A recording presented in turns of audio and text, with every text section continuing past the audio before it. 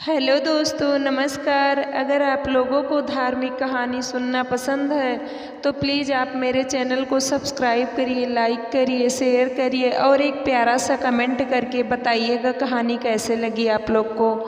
प्राचीन समय में एक राजा था। उस राजा की एक बड़ी ही विचित्र आदत थी। जब भी नगर में कोई साधु या सन्यासी आता था तो वह उससे बुलाकर पूछता था कि इस तरह वह उस सन्यासी को भी गृहस्थ बनने का आदेश देता था। अगर कोई कहता कि सन्यासी बड़ा है, वह उससे प्रमाण मांगता था। प्रमाण न दे पाने पर वह उसे भी गृहस्थ बना देता था। इस तरह कई संत आए और उन्हें सन्यासी से गृहस्थ बनना पड़ा। एक दिन नगर में एक महात्मा का आगमन हुआ। उसे भी राजा ने बुलाया और अपना वही प्रश्न पूछा, गृहस्थ बड़ा या सन्यासी? महात्मा बोले, राजन, ना तो गृहस्थ बड़ा है ना ही सन्यासी। जो अपने धर्म का पालन करे वही बड़ा है। राजा बोला, अच्छी बात है। क्या आप अपने कथन को सत्य सिद्ध कर सकते हैं? महात्मा ने कहा, अवश्य। इसके लिए आपको मेरे साथ चलना होगा। राजा महात्मा के साथ चलने के लिए तैयार हो गया। दूसरे ही दिन दोनों घूमते घूमते दूसरे राज्य निकल गए। उस राज्य में राजकन्या का स्वयंवर हो रहा था। दूर दूर से राजा और राजकुमार आए हुए थे।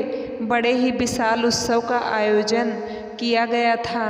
राजा और महात्मा दोनों उस उत्सव में शामिल हो गए। स्वयंवर का शुभारंभ हुआ।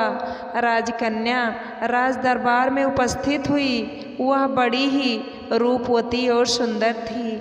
सभी राजा और राजकुमार स्तब्ध होकर उसे देख रहे थे और मन ही मन उसे पाने की कामना कर रहे थे।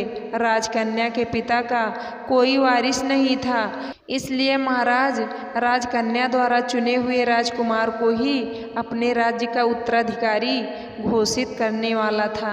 राजकुमारी अपनी सखियों के साथ राजाओं के बीच घूमने लगी। वहाँ उपस्थित सभी राजाओं को देखने के पश्चात भी उसे कोई पसंद नहीं आया।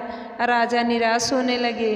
राजकुमारी के पिता भी सोचने लगे कि स्वयंवर व्यर्थ ही जाएगा, क्योंकि राजकुमारी को तो कोई वर पसंद ही नहीं आया।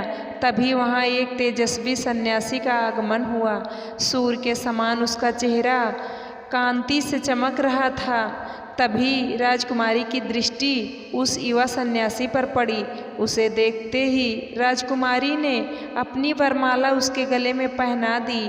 अचानक हुए इस स्वागत से वह युवा सन्यासी अचंभित हो गया। उसने तुरंत स्थिति को समझा और उसी समय वरमाला को अपने गले से निकालते हुए कहा, हे देवी, क्या तुझे दिखाई नहीं देता कि मैं एक सन्यासी हूँ? मुझसे विवाह के बारे में सोचना तेरी भूल है। तभी राजा ने सोचा, लगता है यह कोई भिखारी है जो विवाह करने से डर रहा है।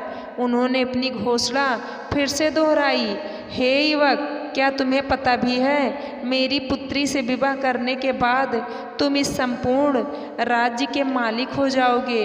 क्या फिर भी तुम मेरी पुत्री का परित्याग करोगे? सन्यासी बोला, राजन, मैं सन्यासी हूँ और विवाह करना मेरा धर्म नहीं है।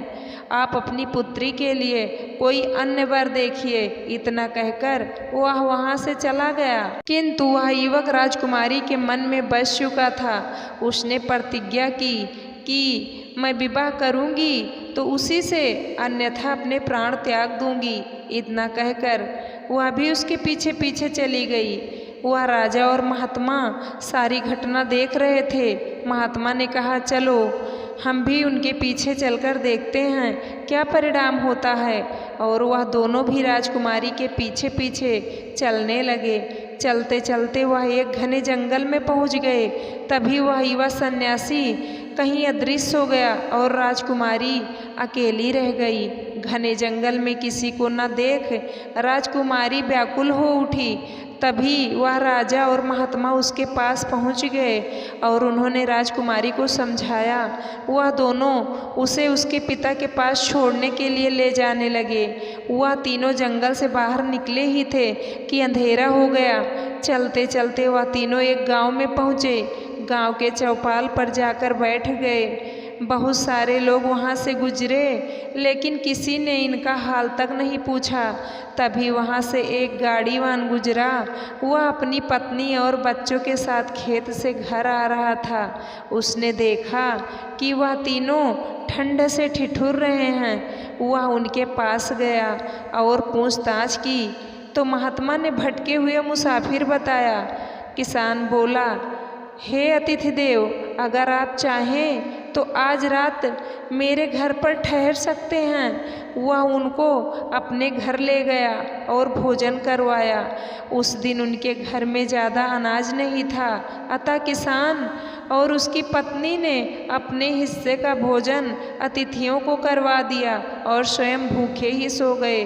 सुबह होने पर राजकन्या को उसके पिता के पास छोड़कर राजा और सन्यासी दोनों वापस अपने नगर को चल दिए। महात्मा ने राजा से कहा, देखा राजन, राजकन्या और राज्य को छोड़ने वाला वह सन्यासी अपनी जगह बड़ा है और हमारे अतिथि सत्कार के लिए स्वयं भूखा सोने वाला वह गृहस्थ किसान अपनी जगह बड़ा है। एक तरफ सन्यासी ने राज और वैभव का तनिक भी मोह न करके अपने धर्म का पालन किया है, इसलिए वह निश्चय ही महान है।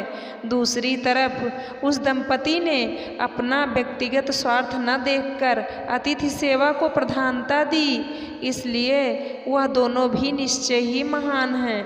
किसी भी देश, काल और परिस्थिति में अपने धर्म और कर्तव्य का पालन करने वाला मनुष्य ही बड़ा होता है। फिर चाहे वह गृहस्थ हो या सन्यासी, कोई फर्क नहीं पड़ता।